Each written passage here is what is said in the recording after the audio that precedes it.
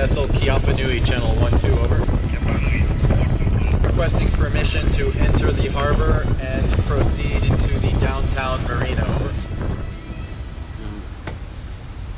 That guy was a legend, dude. He carried this thing. Wow, but now we have our battery. And that was awesome.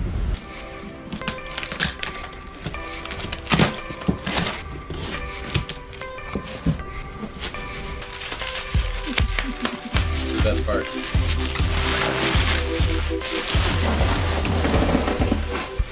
Wow, what the hell is this? To connect it to the batteries. Oh my gosh, that's huge. Yeah, well, lithium batteries, they can put out so much more power than a lead acid battery in a much shorter period of time and take power in more quickly. So everything has to be robust enough to handle that.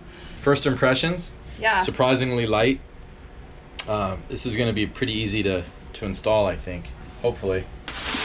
Dig deeper. That's the battery. So this battery has more capacity than those two batteries, and it weighs a lot less. So now I just have to figure out where we're going to put everything. So my work begins.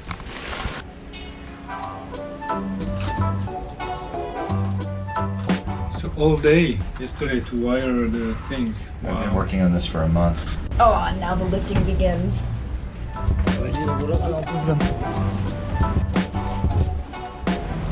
And goodbye, battery number 2. When love comes in,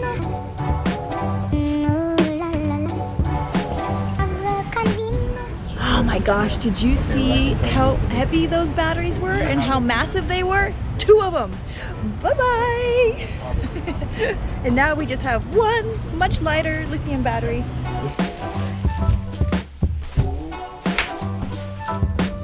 Just barely.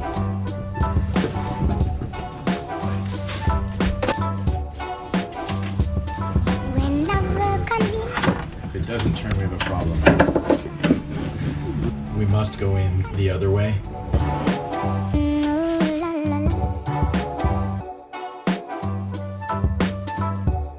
Hello. Okay. Oh, bravo.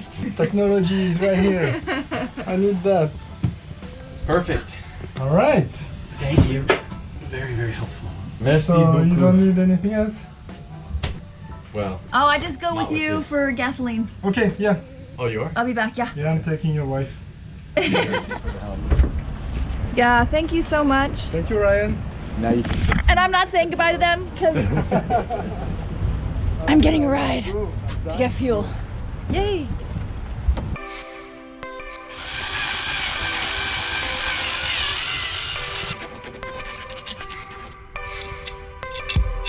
It fits! My man is so creative and smart. Got it.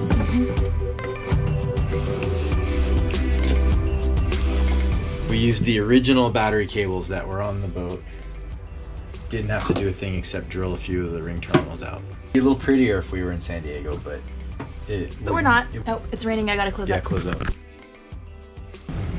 Ryan's down in the engine room right now because he needs to connect a 6-gauge wire and a 14-gauge wire. So he had to get pretty creative. Right? Yeah. Thank you, David on Malahia and Kim for lending us this tool.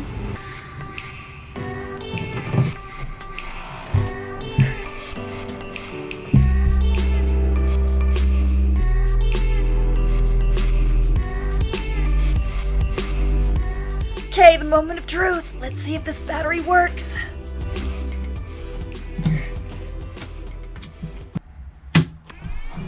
I hear something. 13.2 volts. Nothing broke yet. Then please give us cabin lights only. And then turn on a light. Thank you. All right, now this is working. I would like, please, to have the charger, the generator. Is it plugged in? The generator is plugged in. Okay, let me switch it to charge only. It's on charger only now. Okay. Let me confirm that. Why isn't this? That thing's not reading. Last night when we turned on the generator to try to bring the batteries to full charge so that the little device that tells you how much power is left in the battery can calibrate itself to what a full charge looks like, the charger went straight into float, which means it thought the batteries were already full, so it reduces greatly the amount of power that's going into the battery, or the device that protects the batteries told it that the batteries were almost full, so it should go into this float mode to protect the batteries. So I thought, okay, they must have shipped the batteries full already, and the device was properly telling it to just put a little bit of power in. But then in the middle of the night, it hit me, wait a minute, maybe there's a mistake in the circuit that tells it to go into float. So this morning, sure enough, I came in and I checked the components, the parts that make up that sort of safety system, and they're not working. And basically all they are is there's a switch, and when power is going through this device that has the switch, it turns the switch on. It doesn't put power through the switch, it just turns the switch on. When there's not power going through the switch turns off. What that lets the charger do is it says, aha, is the switch on or off? It goes, ah, the switch is on. Power must be going through the device. Let's charge like normal. When the BMS, the management system for this battery, the computer says, hey, the batteries are almost full, it stops putting power through the switch turns off, the charger says, ah, the switch is off, go into the safety mode, this float mode. So last night, what happened was power was going through the switch, but the switch was turned off. So it went automatically into float mode. So what does that mean? In this case, it probably means that the switch is broken. And the way we're going to get around it is we're just gonna hotwire the switch. We're gonna bypass it completely and then just watch the numbers ourselves and use the automatic programming that's already built into the charger to regulate the charge and not overcharge these batteries. Because I'm bypassing the automatic switch from the battery management system, I'm going to put a manual switch in so that if the batteries start getting too full and we notice the numbers are getting too high, so we can flip a switch, and in this case it'll turn off the charge coming from the alternator. People are going to freak out and they're going to say, oh, if you're turning off the alternator, it's going to cause the diodes to fry because blah, blah, blah. No, we're not disconnecting the output wire from the alternator. All we're doing is disconnecting the electricity that goes to the alternator and says, make electricity. So we'll lose the tach, it'll come back, but we'll still be able, it'll excite the alternator, which will cause power to come, or not if we flip the switch, which will keep us from overcharging the batteries. Did I go off a little bit too wordy? No, that was good. What's funny? That was very good. Why were you laughing? And that was all brought to you by Ryan Levinson, even before Nicole's coffee time. I need something to hold this end of the battery down. And here we're going to put foam blocks, and that'll the battery compartment itself will act as the strap.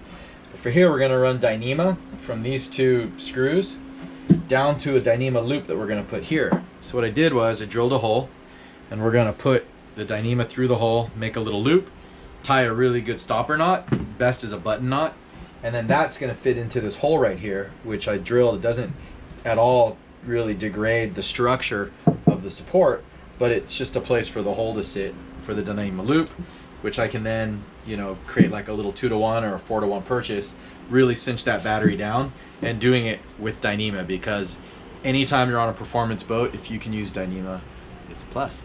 It's everywhere. It's everywhere. So here's a little tip. When you're trying to poke a little loop of line through a small hole, so you can tape around the end and make a little point with the tape, and then it goes through super easily. Here it is, 450 amp hours of love and all the parts that make it work. We are now out of here.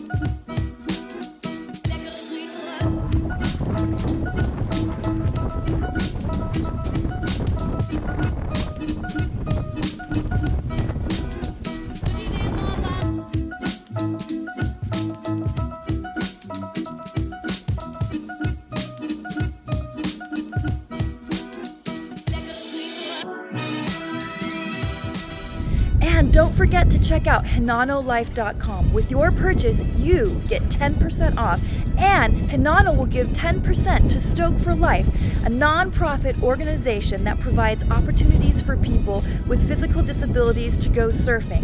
All you have to do is look at hinanolife.com and plug in the code LEVINSON10, LEVINSON, the number 10 for your 10% off.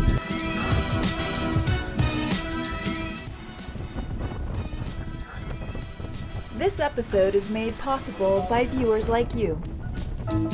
Click the link for more info.